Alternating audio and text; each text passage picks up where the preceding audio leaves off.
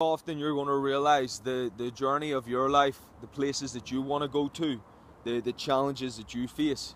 Almost always, every single one of those is marked, is masked with either defeat, with a blockage, with a do not enter, this is not the place to go, with challenge, with fear, with doubt, with all these different things, all these different levels. Real risk and real danger, right down to just perceived potential fear, just small things. Maybe even below that, just a little bit of doubt. The place that you need to go to, what you need to go through. Nearly always, they're always masked with that. You look at the place that you're supposed to go to, or you see something that you know is the right decision. But as you look at it, as you spend a little bit of time looking closer, those fears start to creep in. The doubt's starting to boil. It's starting to become more and more, and you're doubting, could you go for it? Is it the right decision? You know where you're at right now is bad. It's no good. There's no point in living like this, and you can see that potential in the future. But there's stuff that's creeping in. You've got all these doubts. You've got these fears. That's what I mean by the masks. It's you see something out there that you know you want to go for.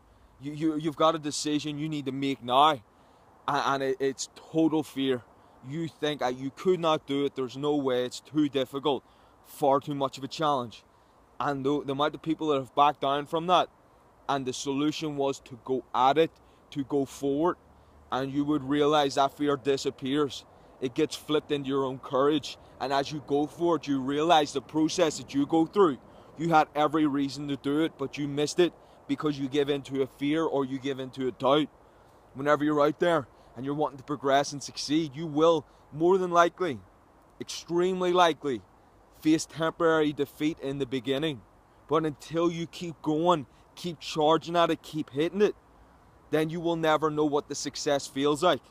It's a repetition of going at it over and over again. Again, to get past it, you have to face that temporary defeat to one day get to that success.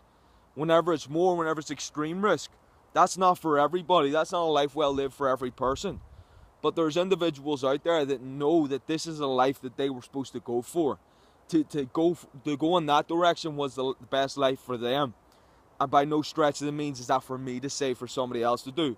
I will never be someone who can tell you yes or no.